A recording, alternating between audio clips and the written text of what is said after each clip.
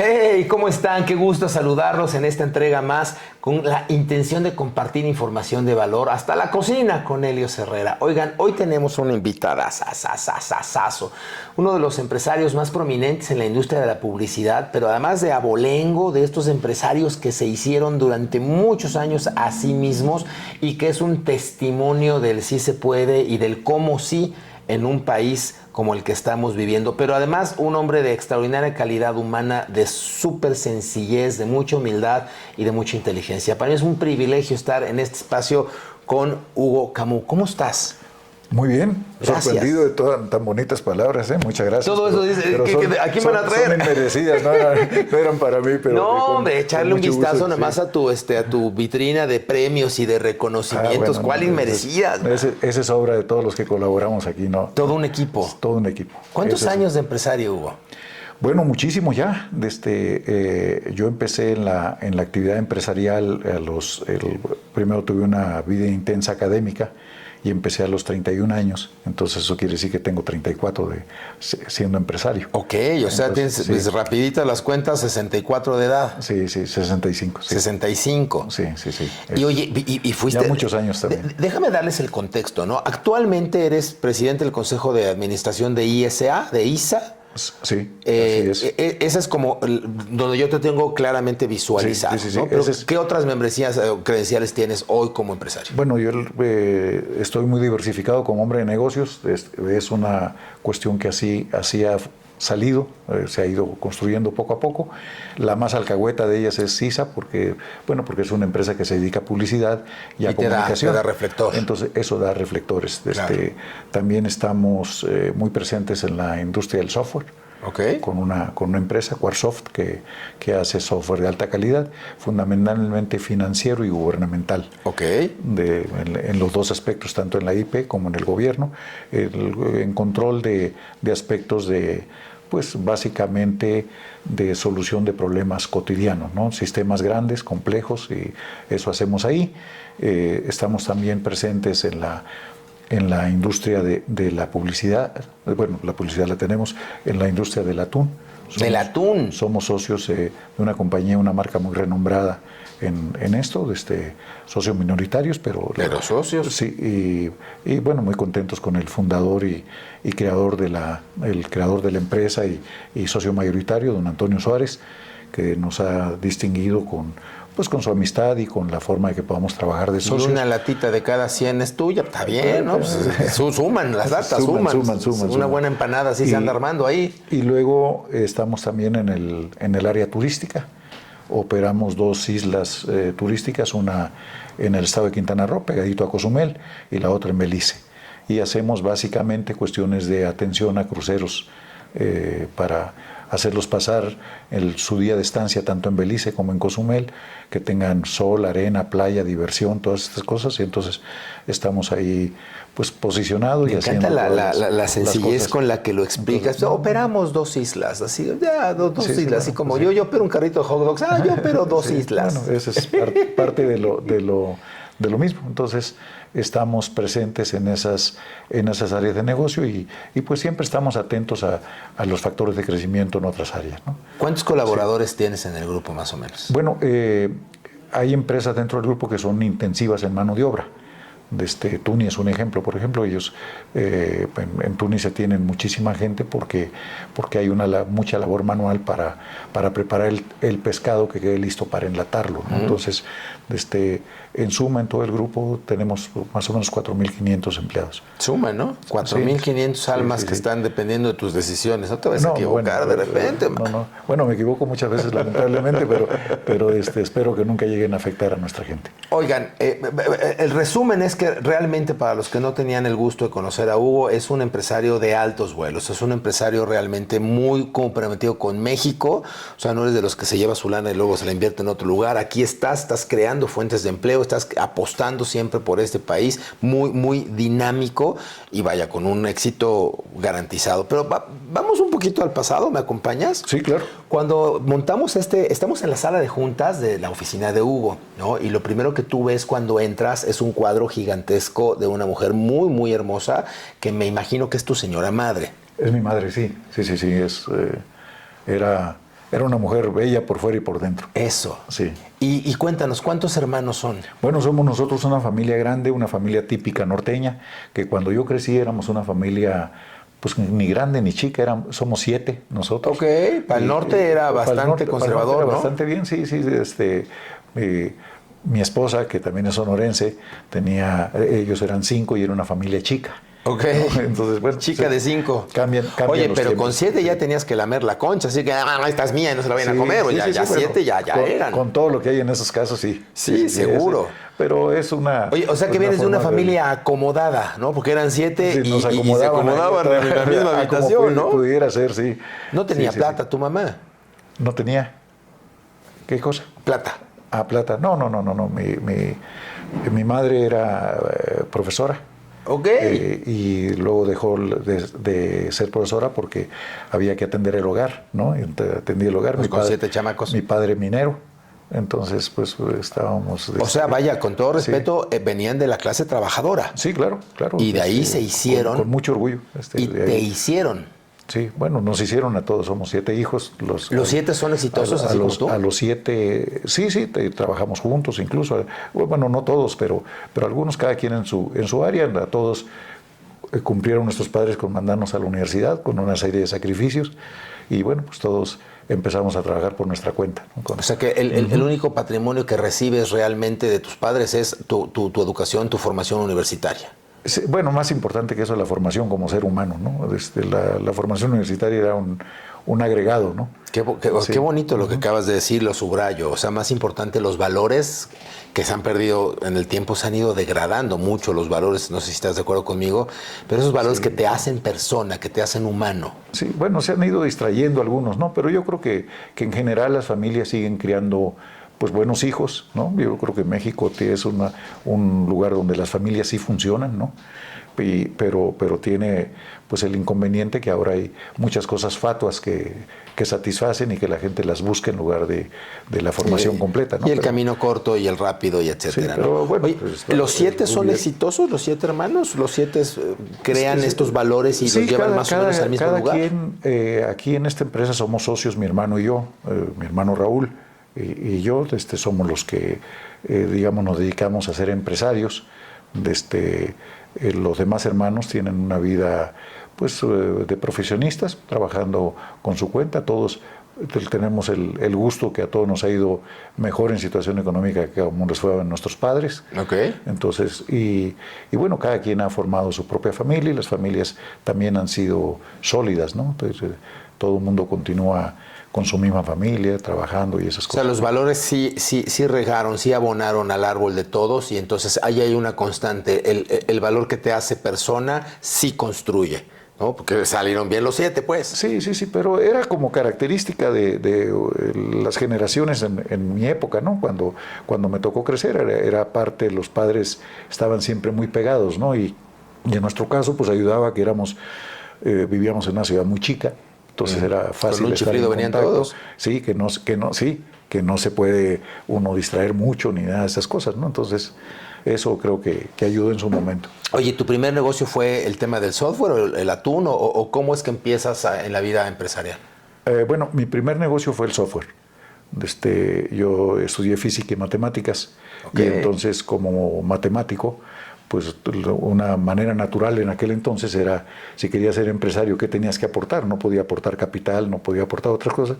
Entonces me concentré en la parte de software. Que el software era una cosa novedosa. No había ingeniería de software, no había... Hace 30 y tantos años dijimos, sí, 31. Sí. Entonces había mucha forma, había un espacio, un hueco por llenar.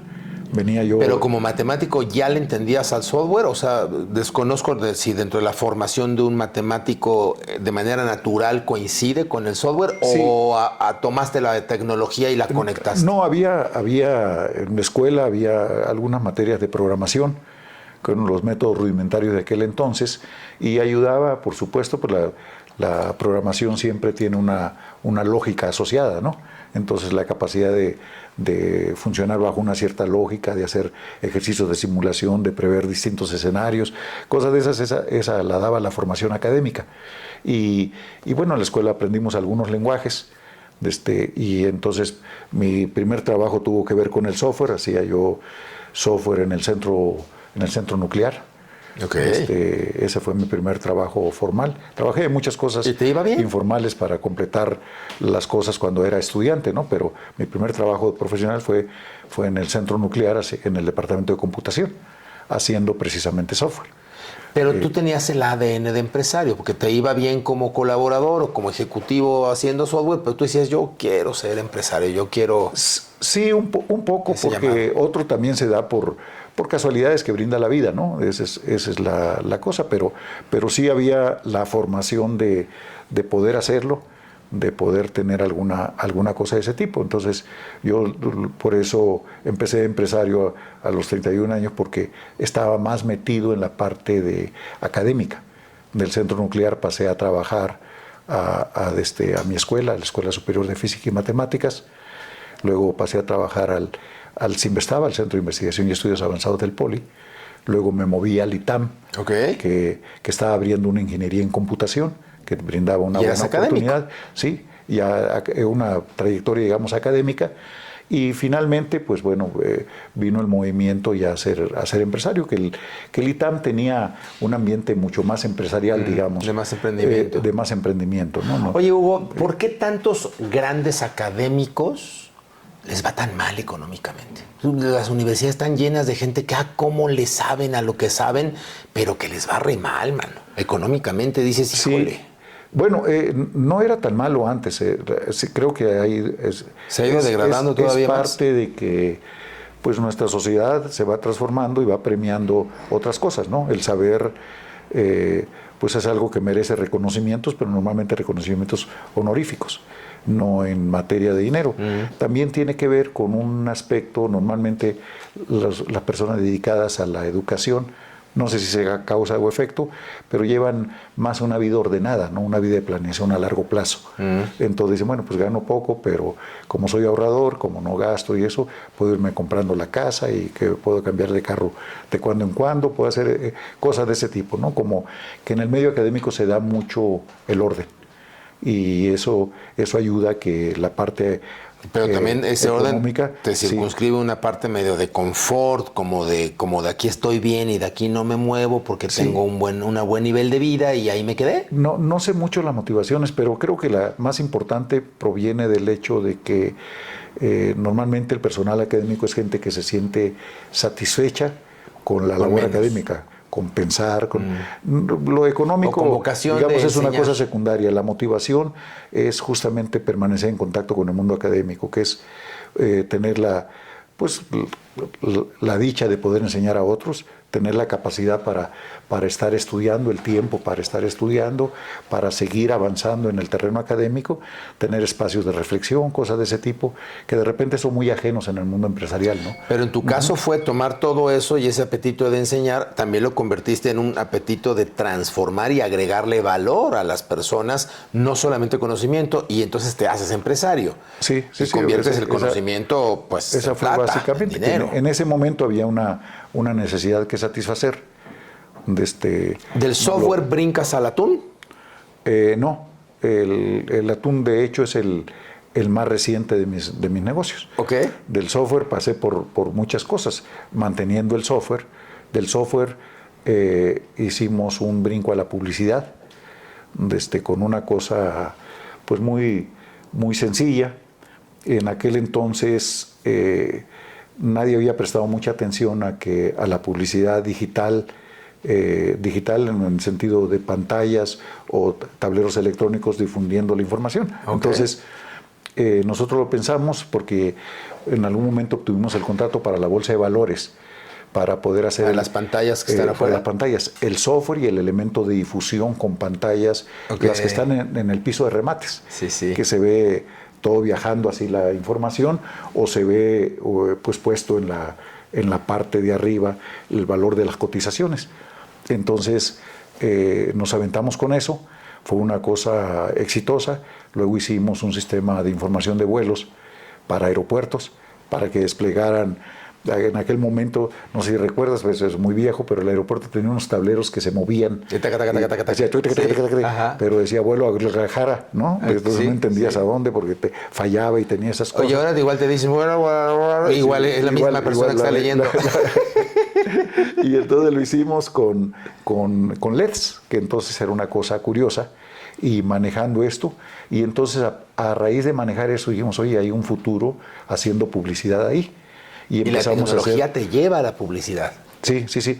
Había tenido un intento cuando terminé la licenciatura, hice mi maestría aquí, me fui a estudiar después y bueno, yo me había casado muy joven y tenía necesidad de tener ingresos extras. Entonces me ocurrió que los espectaculares eran un buen negocio, eran otros tiempos distintos. Lo buscaba simplemente como una cuestión de remediación. Como un ingreso adicional. En aquel entonces, por ejemplo, la beca de CONACYT era de $12,000 al año. Ok. Y bueno, te alcanzaba. No alcanzaba. En California el umbral de pobreza era de 14,000. O sea, con la beca no se llegaba ni a pobre, ¿no? O sea, esa es una cosa.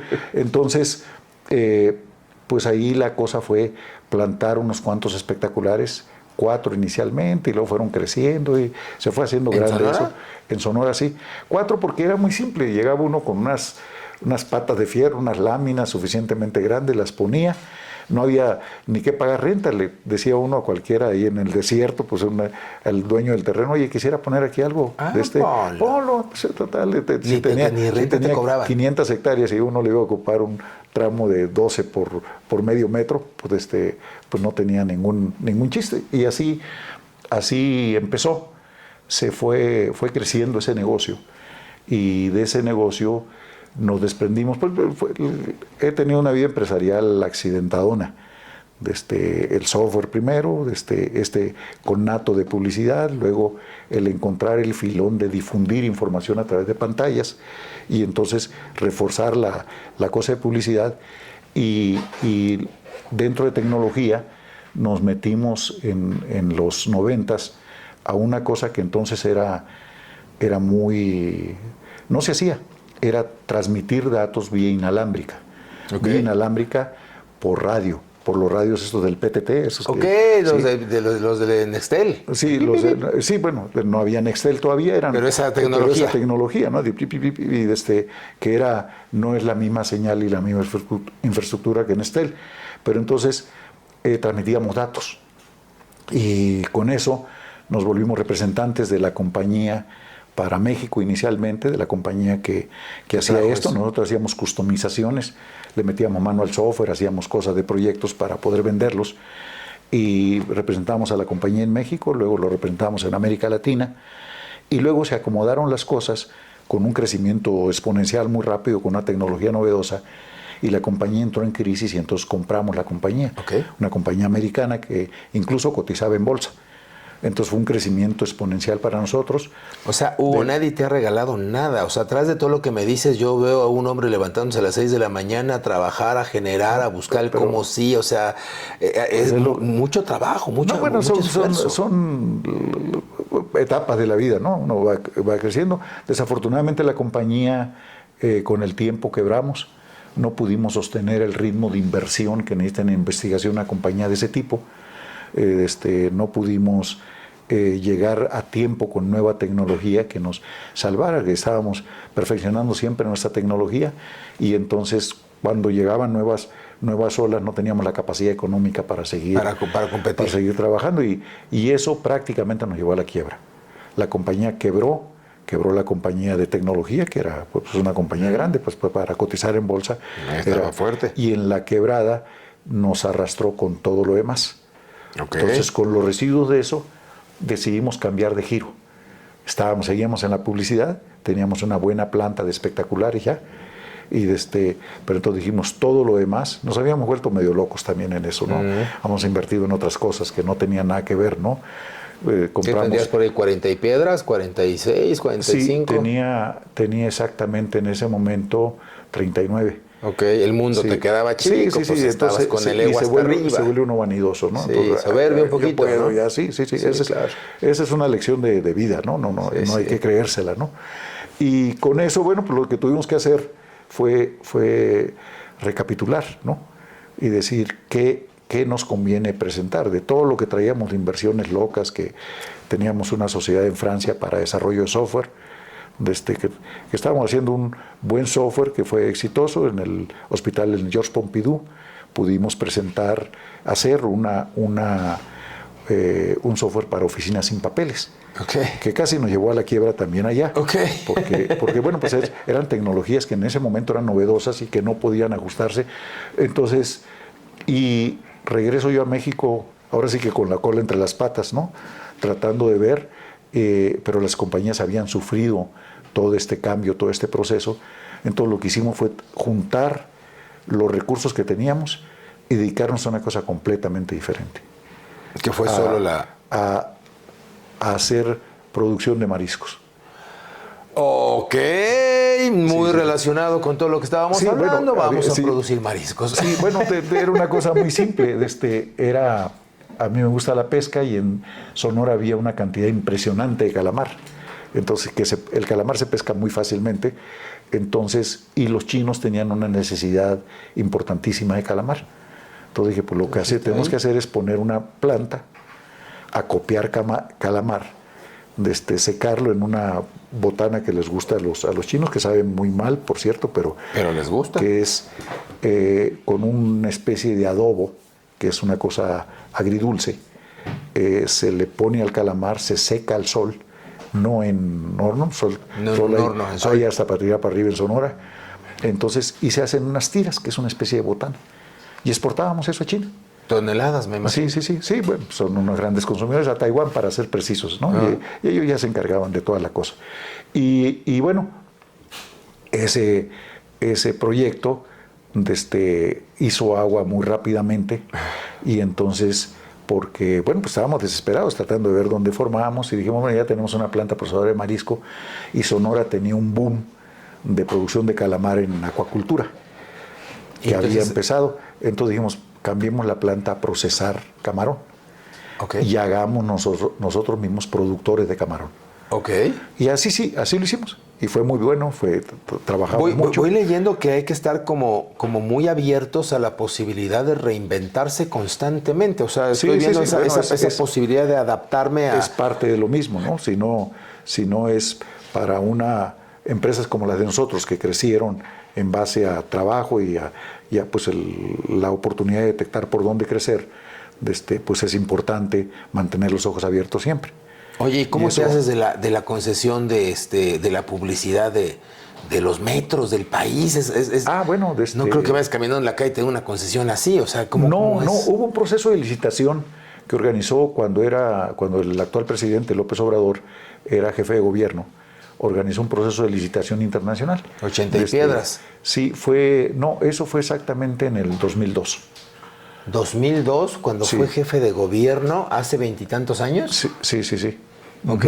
Sí, y entonces, en esa licitación, nosotros aventamos nuestro resto para hacerlo. Habíamos vendido el negocio de publicidad. Unos meses atrás. ¿Te estaba yendo muy bien con el camarón? Porque justamente lo vendimos para meter todo ese dinero al camarón. Y entonces, pero vino esa licitación y dijimos, oye, esto es muy atractivo. Habíamos vendido y por supuesto, cuando uno vende un negocio, normalmente hacen que firmen una cuestión de no compete. Y en aquel momento teníamos nosotros 4 anuncios en el aeropuerto. Entonces, nos lo compró un fondo de inversión del Bank of America. Y entonces el fondo de inversión le dije, oye, pues bueno, te vendo los 4 anuncios esos, comparado con lo que vendíamos de espectaculares. Era nada. Pero no quisieron. Dijeron, no, pues ¿cómo vamos a cuidar eso? Son 4 anuncitos y esas cosas. Y te dieron permiso entonces, para seguirlos. Entonces libérame del no compete te libero para aeropuertos, para que sigas vendiendo tus 4 anuncios. Dije, no, mejor libérame para medios de transporte, porque me da oportunidad, no voy a competir contigo, que es publicidad en la calle. Y nos liberaron sin ningún plan en esa cosa. Eso fue en el 2001. En el 2002 se abre la licitación. De aquí soy. Y entonces, pues nos inscribimos. Y entonces ganamos la licitación. Estuvo muy reñida. Nosotros ofrecimos, en términos de dólares de aquel momento, ofrecimos $20 millones. Y el que seguía había ofrecido 18, y así seguían, ¿no? Había un cambio significativo en las ofertas, porque el anterior concesionario tenía 5 millones al año de pesos. De renta. De renta, sí. Entonces puede haber una diferencia grande, pero eso es lo que estaba buscando de dólares. El jefe de gobierno en aquel momento, ¿no? Que fuese muy, muy alta. Muchos le apostamos mucho. O sea, de 5 a 200, sí, más o menos nosotros, a 20 pesos de dólar, pues eran 200 millones de pesos, más o menos. Sí, y nosotros resultamos ganadores. Ok. Y entonces el dinero que íbamos a meter en el camarón lo metimos en la publicidad del metro. Y desde entonces estamos en el metro. Fue un trato, pues bueno, muy... Oye, pero me recuerdo que cuando nos conocimos me platicabas junto con tu hermano y tu socio español, ajá, que de repente, pues hacerle frente a ese pago de la licitación, pues tampoco es que lo tuvieran en caja, o sea, como que primero compraron la licitación y luego tuvieron que conseguir la lana para honrarla. Porque había que equipar además el metro, ¿no? Entonces, no, fue un problema muy difícil. Tuvimos, al final de cuentas, un fondo de inversión que nos apoyó para poder meterle el dinero que se necesitaba para el crecimiento. Y bueno, pues así arrancamos. Entonces nos consolidamos en publicidad. Monterrey, Guadalajara. Primero vino el metro de la Ciudad de México, luego adquirimos se dice en el término, ¿no? Adquirimos la concesión de Monterrey y luego el de Guadalajara, y luego empezamos a crecer nuestro negocio de aeropuertos. De hecho, el negocio de aeropuertos era ya más grande cuando entramos al metro, más grande que los 4 anuncios, ¿no? Ok, sí, entonces, claro. Y fuimos creciendo. ¿Es mejor negocio los aeropuertos que los metros o ahí van? No, yo creo que cada quien tiene sus aspectos, pero lo importante es que, ¿por qué nos centramos en medios de transporte? Porque tienes 3 cosas que no pueden ofrecer los demás aspectos publicitarios. Primero, sabes exactamente cuál es tu audiencia. Claro, porque todo el mundo que ve tu publicidad compró un boleto. Claro. En el aeropuerto, en el aeropuerto hay alguna gente de acompañamiento, digamos, pero es menor. Pero cada quien compró un boleto. En el metro, en el aeropuerto, ¿sí? En centrales de autobuses, que también, cada quien tiene un boleto en la mano, puedes contar exactamente eso. Tiene la otra. Y eso al anunciante le encanta, que le estás garantizando una audiencia específica en números. Sí, en números. Y fuera de cualquier, considerando de que lo inflo, ahí está, la da la autoridad. Tantos boletos vendidos, ahí están. Sí, y tiene la otra ventaja, que tienes normalmente largos tiempos de exposición. Porque o sea, en lo que estoy sentado en el metro. En una sala, el tiempo de transportación, en lo que esperas el siguiente tren, en lo que vas adentro viendo la publicidad. Entonces hay largos tiempos de... Que no tengo otra cosa que ver más que el anuncio que tengo enfrente. Sí, claro. Sí, bueno, pasa... Está buenísimo. O sea, pasa el fenómeno de los elevadores, ¿no? Uno se sube a un elevador y no empieza a ver a los demás, sino va viendo los pisos, ¿no? Que bueno, uno sabe que del 5 sigue el 6, pues no habría que verlo, ¿no? Pero ¿por qué? Porque la gente se concentra en otra cosa, ¿no? Entonces... largos tiempos de exposición, ¿sí? ¿El boleto comprado? Un conteo exacto de las cosas y muy segmentado, que eso es importante para las marcas. Claro. No es un escopetazo. O sea, en el metro tenemos audiencias, ¿sí? Clase media y clase baja. En los aeropuertos, clase alta y clase media, ¿no? Entonces yo anunciante, yo ya sé claramente en dónde quiero poner mi anuncio y si vendo, como me decías, si vendo coches, pues a lo mejor no voy al metro, ¿no? Pero tengo un negocio de consumo, pues ahí estoy. Sí, pasa esto, ¿no? O sea, en el metro una armadora ofrece los vehículos baratos, ¿no? Claro. En el aeropuerto ofrece sus vehículos caros, ¿no? Claro. Entonces hay una diferenciación clarita, ¿no? ¿Cuánta gente compra un boleto de metro hoy? Bueno, en general ahorita es una estadística rara porque está cerrada la mitad de la línea 1, ¿no? Y entonces para mucha gente no es que solo afecte a esas estaciones, sino para mucha gente no le resulta. Las rutas. Sí, las rutas no combinan y dentro de la misma línea 1 luego no pueden pasar porque dicen, bueno, Si vengo de Pantitlán, pues mejor agarro otro transporte en Pantitlán o me voy con otra línea del metro y ya la otra mitad tampoco la transporto mucho. Entonces ha habido, pues que es muy temporal, pero es una Pero baja más o menos, ¿cuántas almas se suben al metro? Más o menos. Ahorita arriba de 4 millones, 4.300.000. ¿Solo en el de la Ciudad de México? Solo en el de la Ciudad de Monterrey, Guadalajara. No, agregan. Había un director del metro de Monterrey que era muy simpático, porque decía, no, metro el de la Ciudad de México, el mío es centímetro. Ok. Entonces, no, bueno, cada quien tiene su público. Los metros de Guadalajara y Monterrey siguen creciendo, ¿no? La afluencia habitual en el metro de la Ciudad de México son 5,5 millones de pasajeros. Diarios. Diarios, sí. Diarios. Es No hay una televisora que haga eso, que tú le puedas decir, me ven 5 millones de personas, boleto en mano. Pues boleto no, en ¿cómo? mano, no la hay, ¿no? Pero bueno. Una gran oportunidad, ya lo entiendo. Es una gran ¿Y oportunidad. el tráfico en un aeropuerto?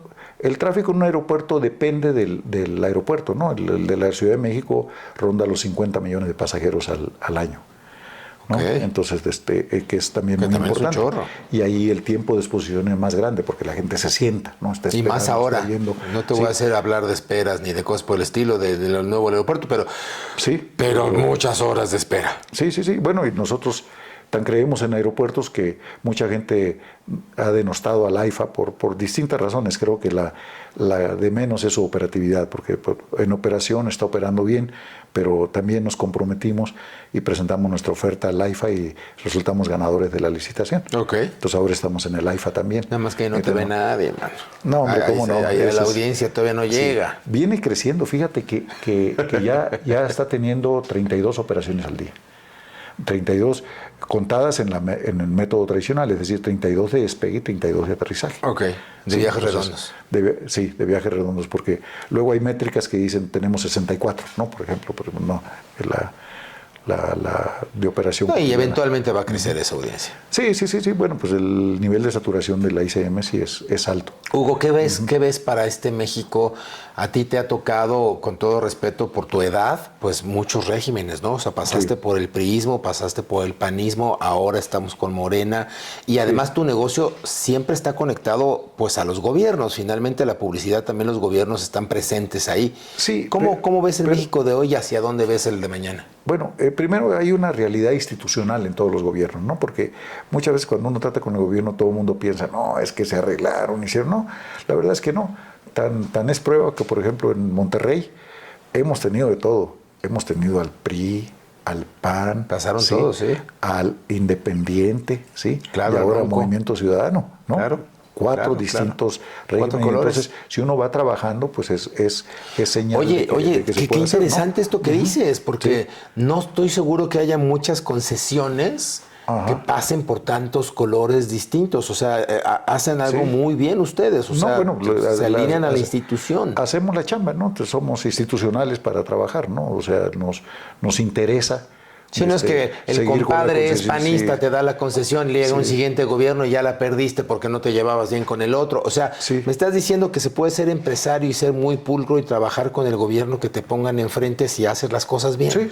¡Qué maravilla! Sí, se hace como se tiene que hacer, ¿no? Entonces, igual, bueno, aquí hemos tenido, bueno, básicamente PRD, ¿no? Ciudad de México, claro. Inicialmente, ¿no? Con todas estas cosas. Y ahora Morena. Y ahora Morena, ¿no? Pero en Guadalajara, por ejemplo, también hemos tenido PRI, PAN y Movimiento Ciudadano, ¿no? Entonces, sí, no depende. Y yo creo que eso es una buena cosa, porque como no tendría que depender en ningún negocio de quién está gobernando, cada quien se concentra en su tarea, ¿no? Entonces, sí, debe depender de hacer el modelo de negocio, hacerlo bien, ser responsable, cumplir con lo que tienes que cumplir. Así tratamos de hacerlo. Lo mismo nos ha pasado en los aeropuertos, ¿no? Hemos tenido PRI, PAN, Movimiento Ciudadano, no, PRI, PAN y Morena, ¿no? ¿Las concesiones de los aeropuertos también las da el gobierno federal? Sí, en aeropuertos el esquema es un poquito diferente, son contratos. Es contratos como, básicamente como rentar un local, ¿no? Nada más que rentamos paredes. Las paredes. Sí, es diferente. Qué interesante. Sí. Hugo, ¿cómo ves el México por delante? Bueno, yo soy un optimista y redento. Lo veo bien. yo creo que vamos a crecer, bien todo el empuje de la nueva generación, todas las cosas que se están haciendo, que vienen caminando. Evidentemente en nuestro país necesitamos una transformación profunda. La desigualdad sigue siendo un problema que lacera, ¿no? Que dice, bueno, ¿cuándo nos vamos a volver un país de crecimiento, pero crecimiento de toda la base poblacional, para todos, para que a todos nos vaya bien, ¿no? Ese es los grandes logros de países del primer mundo, ¿no? ¿Y cuándo? O sea, ¿cuándo crees que vaya a pasar? Bueno, me queda claro que como empresa tienen una importante acción social, tienen la fundación, dan becas. Me quiero imaginar que esta conexión con tu señora madre, que era profesora y que pues vivió dando becas y viendo becas, te conecta con esa posibilidad de seguir ayudando a niños que ni conoces y para eso la fundación. Sí, sí, sí. Bueno, es que en la vida hay que regresar lo que le dan a uno, ¿no? Todos nosotros los 7 no hubiéramos estudiado si no hubiéramos tenido becas de por medio. Entonces, es importante seguir fortaleciendo eso. Desde el empresariado. Sí, sí, sí. Digo, si la vida te da la oportunidad de que puedas apoyar, pues hay que apoyar, porque o sea, yo recibí becas de gente que ni conocía, ¿no? Recibí becas de instituciones, recibí becas de una serie de cosas, entonces pues hay que hacerlo más o menos igual. Es impresionante el talento que hay de los jóvenes, ¿no? Y que luego está tan desperdiciado también, sí, ¿no? sí. Entonces, y muchos jóvenes que la verdad no podrían seguir si no tienen una ayuda externa. Sin duda. ¿No? Entonces, esa ayuda externa... ¿Cómo ves a los jóvenes, Hugo? Yo de repente, y lo confieso, de repente los veo, hasta decepcionante, como que quieren todo rápido, como que quieren hacer una app y ser millonarios después al día siguiente, o hacerse influencer haciendo y diciendo puras pendejadas, y es tan fácil ser influencer, pero la ley del menor esfuerzo, pero quieren que todo suceda casi que rápido, casi que de inmediato y casi que sin estar dispuestos a aprender, a crear, a transformar. ¿Cómo lo percibes tú? Bueno, cambia el código de conducta, ¿no? En un mundo donde las cosas son tan rápidas, ¿no?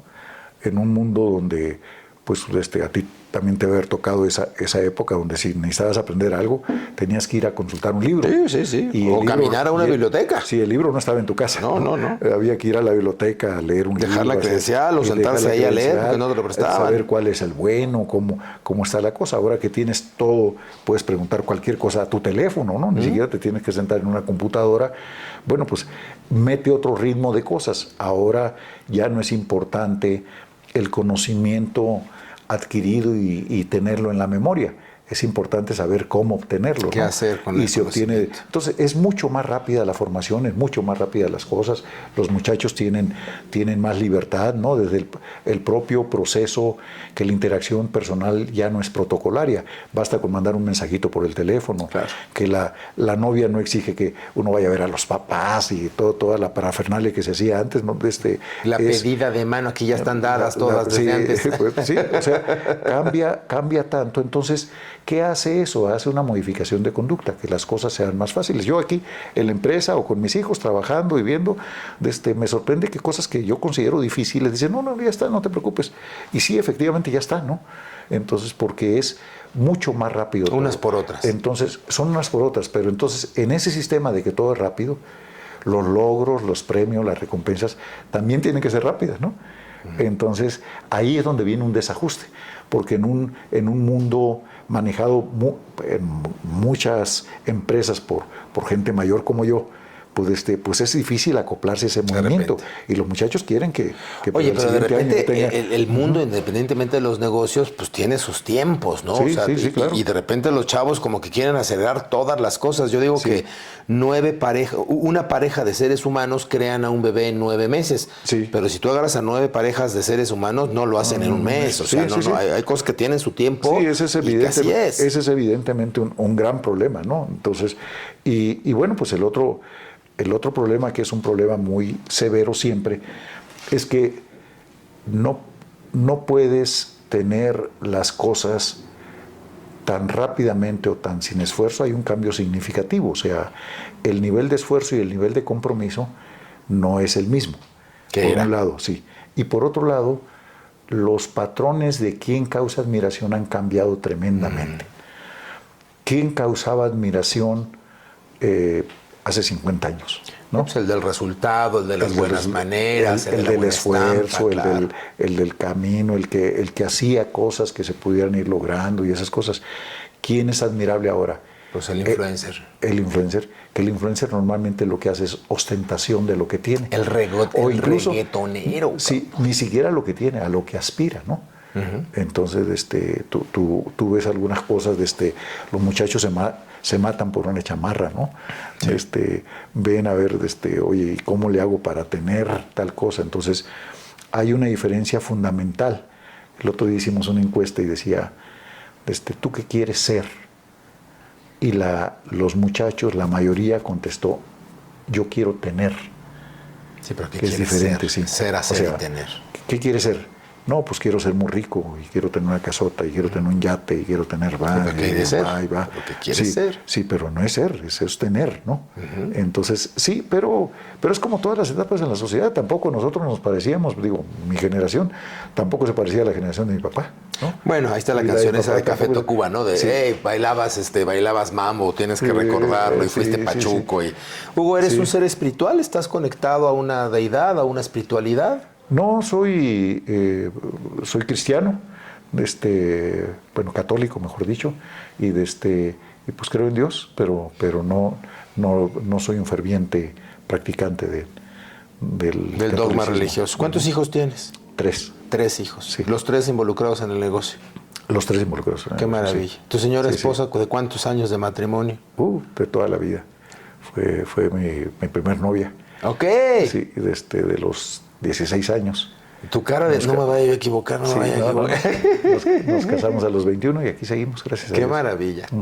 Si te estuvieran escuchando tus hijos en este video, y para no abusar más de tu tiempo que tan generosamente nos has compartido, ¿qué les dirías a tus sobrinos, a tus hijos? ¿Cuáles serían, no sé, los principales 3 consejos de vida del hombre, del empresario, del patriarca?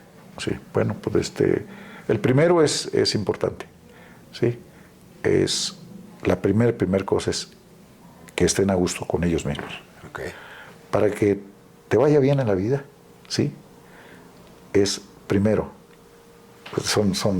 bueno, deja de encontrar el equivalente a la grosería porque me lo dijo con una grosería. Dilo, no pasa nada. Nada más lo van a ver unos cuantos de miles de personas y te lo editamos después. Sí, la primera es no te pases de vivo. Ok. Sí, es decir, si ves que estás haciendo un abuso, no lo hagas, ¿no? Entonces no te pases de vivo. Y la segunda es, no te hagas tarugo. Si te toca hacer algo, hazlo, ¿no? Y el tarugo venía con otra... tarugo con P seguramente. Sí, tarugo con P. Sí. Parugo. Parugo. Sí. No te pases de vivo y no te hagas sí. tarugo. Es decir, no abuses y no dejes hacer lo que te toca, ¿no? Y antes conecta contigo mismo y tienes que estar a gusto contigo mismo. Tienes que estar a gusto contigo. Hugo Camus, es un privilegio. Te agradezco muchísimo tu plática, tu tiempo y esta parte tan nutritiva. Te lo agradezco mucho. Gracias por la oportunidad de expresarme. Lo agradezco mucho. Pues básicamente es un desahogo de amigos. Sí, amigo. Platicarlo. Y un testimonio de sí se puede, un testimonio de se puede empezar desde abajo, se puede empezar de una familia de 7 hermanos, se puede empezar con los apoyos institucionales y crear y creer y crear y creer y crear y hacer empresa y equivocarse y fracasar y volverlo a intentar y divertirse en el camino. Y claramente me quedo con esto, seguramente has estado muy a gusto contigo mismo, seguramente no te has pasado mucho de vivo y seguramente no te has hecho tarugo porque tus resultados te respaldan. Sí, bueno. Lo primero es difícil, ¿eh? No he estado a gusto en en muchas ocasiones conmigo, pero bueno, pues eso se va remediando, ¿no? Trata de ver cómo lo haces, pero bueno, son 3 consejos así muy prácticos. Muy prácticos. ¿No? Sí, eso es. Hugo, muchas gracias. Muchas gracias. Bendiciones. Esperamos coincidir en el camino. Y gracias por la entrevista. Gracias. Y gracias a ustedes por regalarnos lo más importante que tenemos los seres humanos, que es tiempo. Cada día que pasa te acercas un día al día de tu muerte. Cada segundo que transcurre no se va, no regresa. Y el día de hoy tuviste a bien compartir con nosotros tu atención consumiendo tiempo. Gracias. Si esta información te sirvió, te nutrió, compártela, dale clic a la campanita para que te invitemos a la siguiente entrevista desde la cocina con Helios Herrera. Y por favor, comparte, porque cada vez somos más haciendo algo por los demás. Bendiciones a todos.